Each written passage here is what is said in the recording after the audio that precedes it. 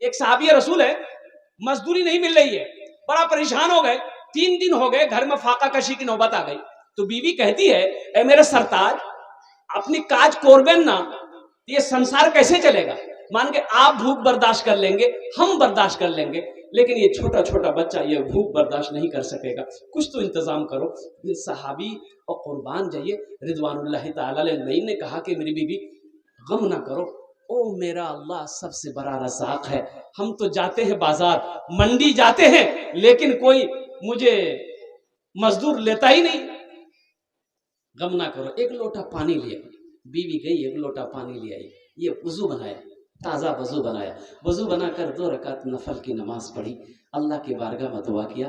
اپنی بیوی سے کہتا ہے کہ جاؤ جا کر دیکھو وہ چکی چل رہی ہے. اچھا بولیں کہ اوٹا گیہوں جو آٹا پیستے ہم لوگ کس کو کی بولیں اپنا چکی بولیں نا، کہ جاتا بولیں، جاتا چل رہا ہے، جا کے دیکھو تو جاتا چل رہا کہ نہیں. بیوی بھاگ کے گئی، دیکھی نہیں چل رہا، لوٹ کے آئی، بولا نہیں چل رہا. یہ صحابی کہتے ہیں کہ ہو نہ ہو میری نماز میں کوئی کمی رہ گئی ہے. ہو نہ ہو میری نماز میں کوئی کمی رہ گئی ہے، اے میری بیوی ایک لوٹا پانی اور لے آؤ. پھر بیوی گئی ایک لوٹا پانی لے آئی، پھر تازہ وضو بنائے، پھر 2 رکعت نماز پڑھے، رب کی بارگاہ میں رو رو کر دعا کی. نماز کے بعد دعا سے فارغ ہونے کے بعد اپنی بیوی سے کہتے ہیں کہ جا تو دیکھ تو جاتا چل رہا کہ نہیں چل رہا. بیوی بھاگ کر گئی، دیکھتی کیا ہے، جاتا چل رہا ہے، آٹا نکل رہا ہے. سبحان اللہ بولا تھا ماشاء اللہ. جاتا چل رہا ہے، آٹا نکل رہا ہے، چکی چل رہی ہے، آٹا نکل رہا ہے.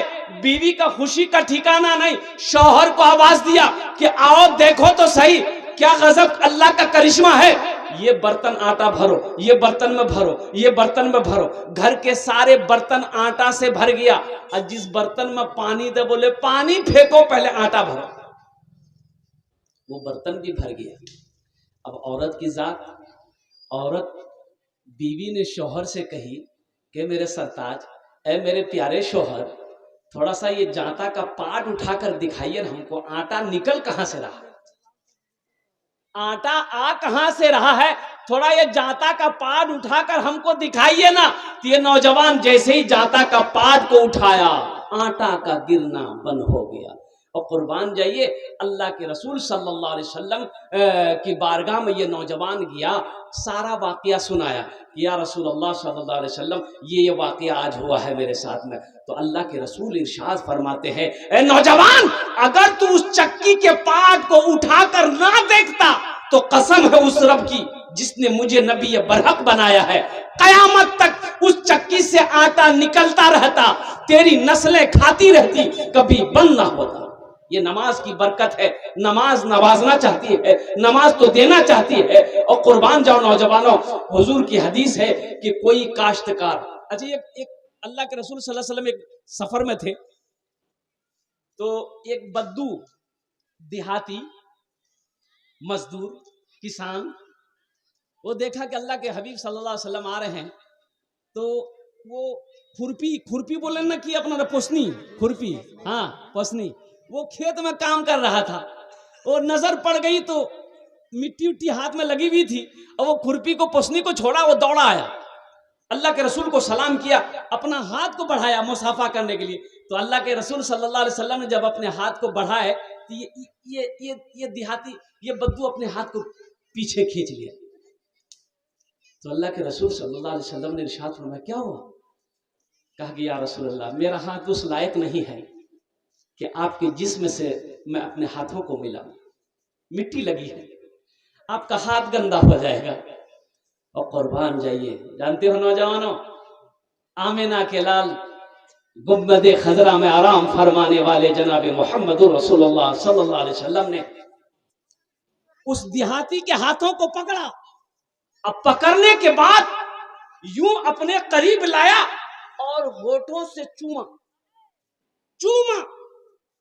اور آپ نے فرمایا کہ جانتے ہو جو ہاتھ محنت و مشقت کرتا ہے، جو ہاتھ محنت و مشقت کرتے ہوئے گندا ہو جاتا ہے، مٹی لگ جاتی ہے، دھول لگ جاتی ہے، گرد و غبار لگ جائے، جہنم کی آگ اسے جلا نہیں سکتی.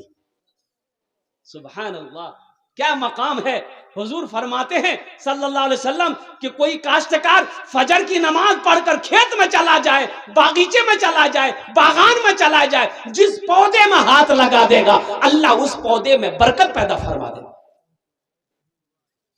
اس لیے میرے بچوں، نوجوانوں، نمازوں کی پابندی کرو. نماز کچھ مانگتی نہیں ہے، نماز دینا چاہتی ہے.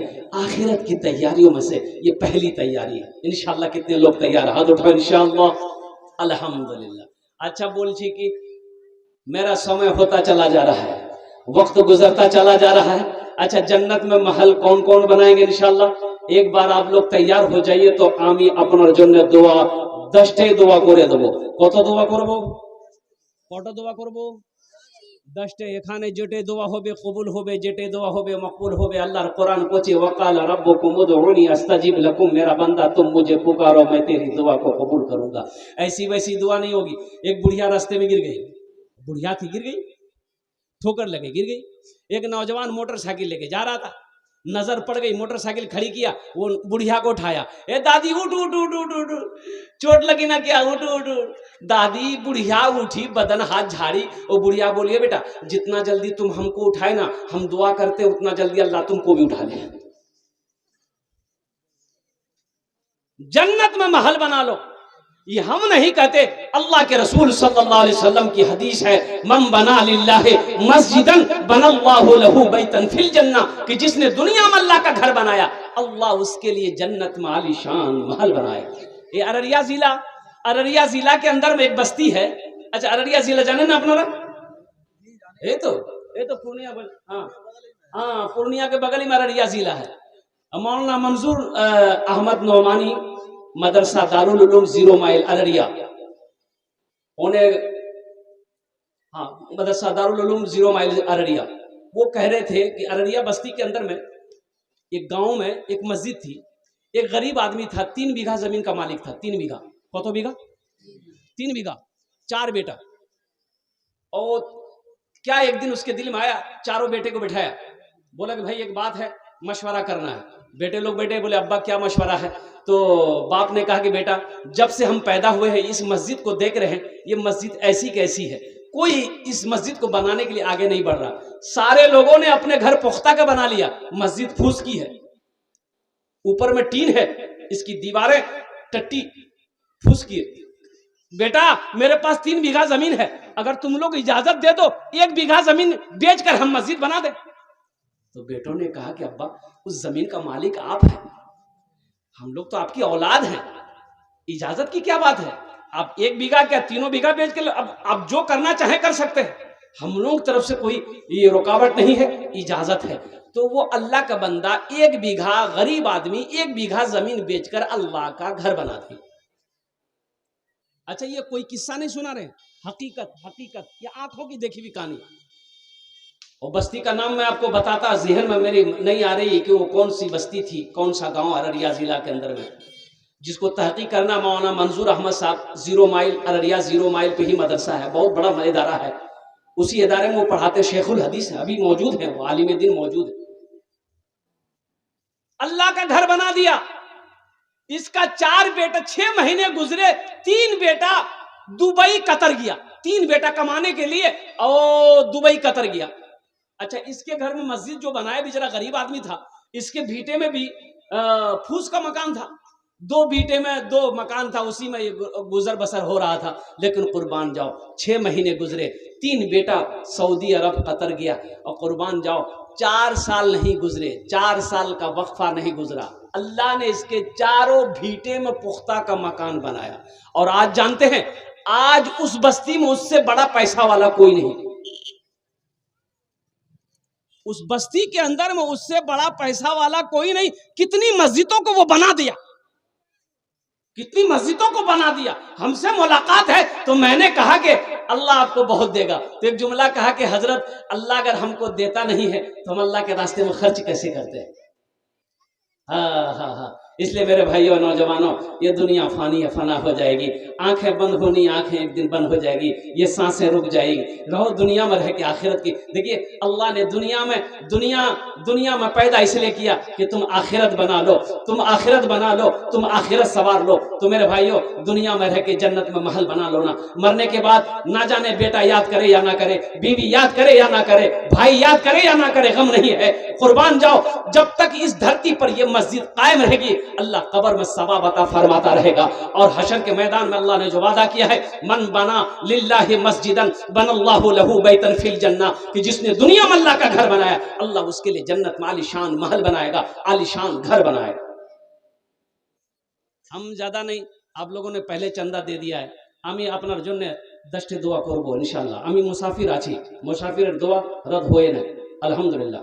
اللہ کی بارگاہ میں مسافر کی دعا قبول ہوتی ہے میرے بھائیوں، میرے دوستوں، میرے بزرگوں۔ اس مجمع کے اندر میں بڑے بڑے زمیندار بیٹھے ہیں، پیسے والے بیٹھے ہیں، آپ نے پہلے بھی چندہ دیا ہے، انشاءاللہ ہم بھی چاہتے ہیں کہ ہمارے ذریعے سے بھی کچھ لوگوں کا پیسہ اللہ کے گھر میں جمع